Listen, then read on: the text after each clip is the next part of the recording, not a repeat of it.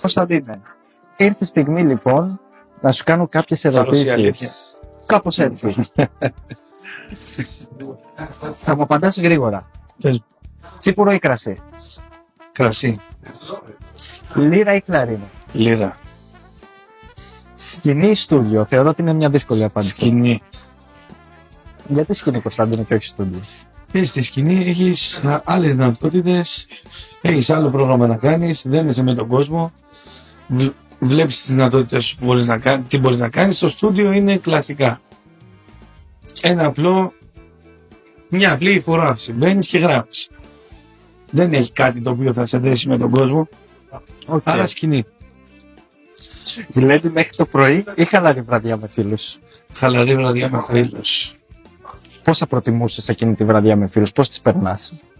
Σε ένα ταβερνάκι παραδοσιακά, με τα μεσεδάκια μας, με τα τσιπουράκια μας, καλή ώρα όπως σήμερα. Αυτά.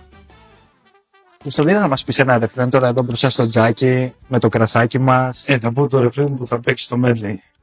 Έλα τα άστρα ανάμενε κι ο φεγγό πασούμον, η αγάπη μου νοήλιον, το φώτα στον ουρανόν, το φώτα στον ουρανόν.